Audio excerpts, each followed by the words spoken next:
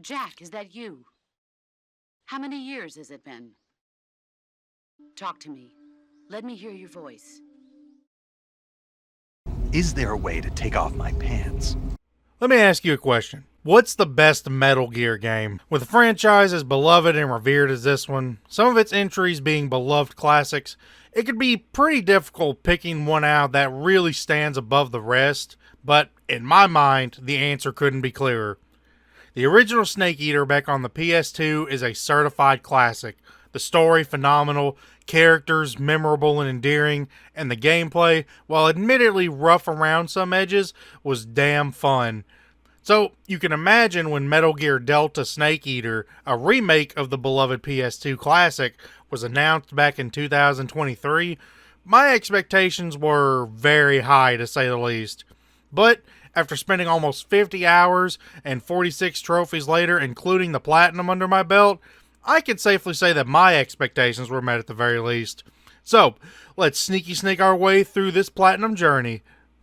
We earn our first trophy before the story even starts by selecting the newer gameplay style. Later on, we'll get the trophy for choosing the other gameplay style. The actual story starts with Naked Snake parachuting into 1960s Russia during the Cold War to extract a weapons scientist named Sokolov to keep him from developing a tank capable of shooting nukes called the Shagohod.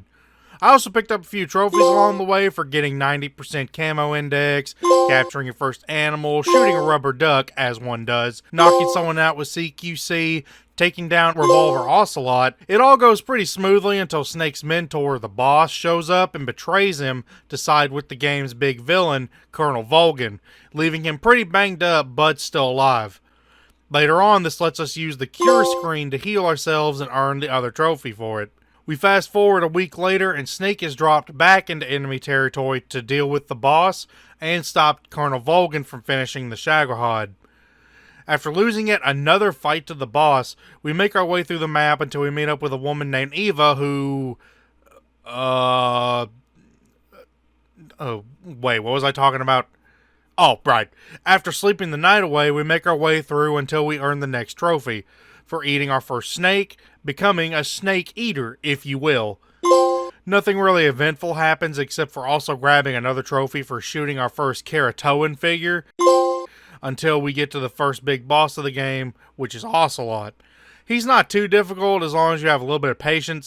I want to let you guys know a little secret about myself. I was lost in this. I really, really hate like maze cave-like sections in games, like when they throw you in one. And I was lost in this God's Forsaken cave for like 30 minutes before I finally found my way to the second boss fight of the game, the Pain, and also to deal with his army of fucking hornets. But it's too bad for him, a hornet is no match for a snake. The next patch of trophies we got was when we snuck our way into the weapons lab where we got trophies for interrogating a guard, tuning into wow, I really did write turning in there, tuning into a nice radio frequency, and listening to Paramedic talk about Godzilla. After which we talked to Granin, who was a big weapons developer before Sokolov came along, giving us the key to a door inside the warehouse we passed through on the way here. However, before we can get back to that warehouse, we have a showdown with the Fear, the third boss of the game, and honestly, he wasn't that hard of a boss fight at all. Like, honestly, it was barely even a fight. We sneak our way through the next few maps until the fourth boss of the game, and arguably one of the two most iconic fights in the game, the end. Don't let this freaky grandpa fool you. Him and his sniper rifle pack a punch, and you'll have to sneak around the map until you find out where he's hiding and sneak up on him. But if you can do that and interrogate him for his camo, which is needed later for achieving 100% camo index, but I didn't know that on the first run, so we're just going to leave that trophy for the later section.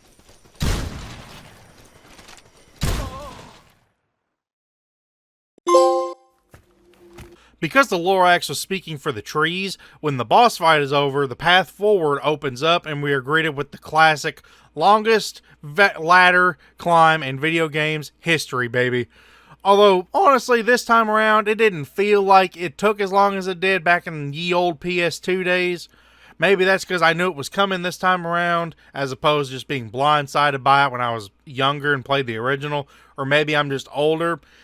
Can't really say, but to me it didn't feel that long this time around. Regardless, we make our way up the ladder and sneak our way through some mountainous pathways until we meet back up with Eva, who gives us a key to a door leading to an underground passageway into the military base that Volgin is operating out of. It's here, ladies and gentlemen, that we face off against the 5th boss of the game, and the one I absolutely cannot stand, the Fury.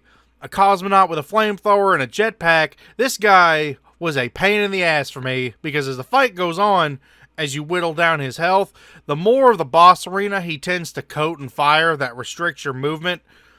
But after a few attempts, I do manage to beat him and secure the trophy for it.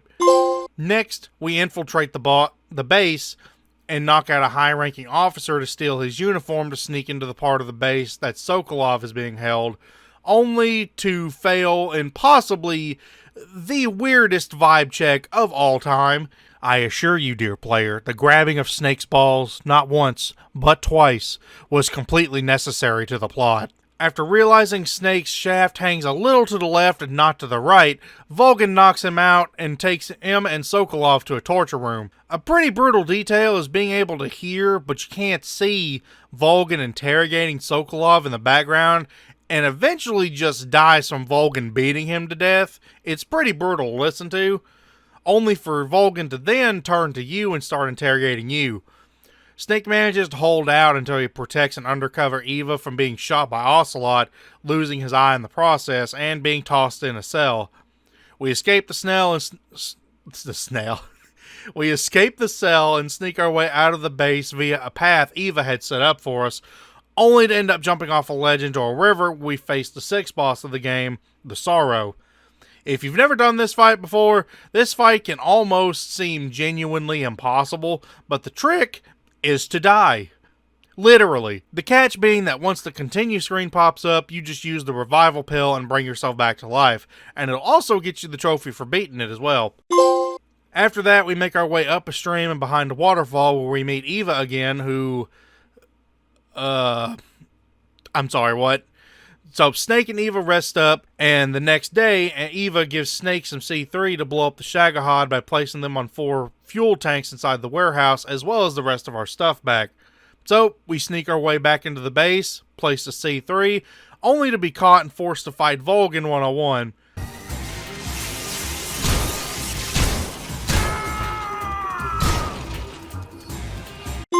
This fight actually wasn't too bad, all things considered, and after that, Snake and Eva get chased down by Volgin driving the Shagohod. This chase sequence is pretty cool, but it became a very strong source of annoyance for me once I started going for the rest of the trophies. But regardless, I managed to press on until the second fight against Volgin, who's now controlling like the front part of the Shagohod in 2 different phases. The first phase is when you're riding the motorcycle with Eva, and the second phase when Snake gets off and you can start running around. Both phases are honestly cakewalks. You just shoot the treads with the RPG and then snipe Volgin.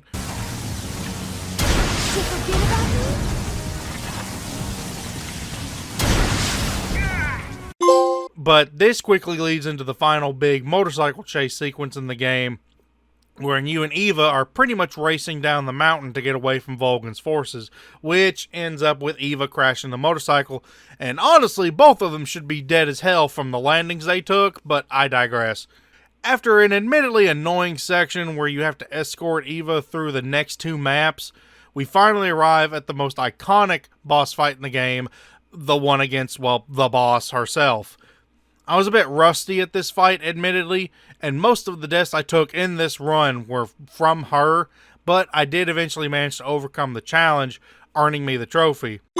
We get one last little sequence with Ocelot. I genuinely panicked, by the way, when I couldn't remember which revolver was the one he put the bullet in, and Ocelot does an impression of a stone skipping along the water as Snake and Eva escape. Snake eventually gets back to the States, where he learns Eva was actually a super secret spy sent in by China to steal something called the Philosopher's Legacy, which the boss gave to Snake after their battle. But despite this, Snake gets a medal from the President of the United States and promoted to Big Boss. Here, we earn the final 2 trophies of this playthrough, one for noticing Ocelot during the cutscene with the President, and one for beating the game on any difficulty. However, my work was far from done, as yet now I had to do a couple more runs to clear some things up, and to kind of prepare myself for the Foxhound run. I started the trophy cleanup phase by getting the trophy for selecting the legacy style of gameplay at the menus. After that, the next trophy I got was for holding somebody up. The next one was for doing that to the end, which also got me his moss camo. The next I got by going to the main menu and going to the food collection screen, which logs in all the weird shit Snake eats throughout the game. I got the trophy for shooting all of the Keratoan figures throughout the second playthrough. And lastly, I managed to earn the Peace Walker trophy for going through the whole playthrough without killing anybody. The third playthrough was a lot more fruitful in terms of trophies, as I managed to snag the Time Paradox trophy for killing Ocelot after you knock him out at the start of the game. Just because I got for blowing up a supply depot, Mud Scientist for getting dirty while wearing the Scientist camo, the Early End for ending the end, well, early, Taste the Poison for throwing a snake at some poor bastard, and I finally managed to shoot the last duck I needed for its duck season trophy on that stupid runway section during the Shagohod chase. Honestly, I think I had to reload that save like 3 times because I just couldn't hit the damn thing. I also made Snake throw up to show Eva my dominance, and the wax on, wax off trophy for parrying all of the boss's CQC moves in her boss fight. The fourth playthrough of the game, I managed to grab the Beekeeper trophy for using the bees to fight the enemy, used photo mode, achieved 100% camo rating, interrogated a guard to get the radio frequency to call in a bombardment, actually used the Unalive Yourself pill, caught a Tsuchinoko in a mousetrap, and finally completed the food collection by consuming 3 snakes that can only be found in the final fight against the boss. Then, the last and final playthrough was the Foxhound run, which means you can't have any alerts, you can't kill anyone, you can't use continues, play on either the second highest or the highest difficulty of the game, you can't use special items, and overall the guards just have this incredible amount of awareness. But this playthrough is actually a lot smoother than you'd think with all of that criteria I listed. But there are several camos and items in the game that don't count as special items that helped a ton. The biggest one, namely, being the AT camo, which is basically a ghillie suit that doubles your camo index, which means you're almost always at 85% camo index or higher, and that makes you pretty difficult for enemies to spot you even on extreme difficulty, which you get this for shooting all of the duck figures. So if you're ever planning on doing this run, make sure you have a playthrough where you get at least all of the duck figurines, the Kagaos, I think is what they're called. Get all of the rubber duck figures first to get this AT camo if you want to try and ease up the Foxhound run as much as possible. Anyways, after completing this last playthrough, I managed to earn the last 2 trophies I needed, one for achieving the Foxhound title, and one for getting all the camos and face paints, thus finally earning me the Platinum Trophy. Overall, I think Metal Gear Delta honors Snake Eater, and I get the impression that the devs had a real love for the original game. The gameplay is fun. The story is honestly one of the best in the series. Seriously, go play this game whenever you get frustrated with Silk Song. Go play this game. It's a ton of fun. And with that, it's been nice talking to y'all again. I will see y'all on the next one.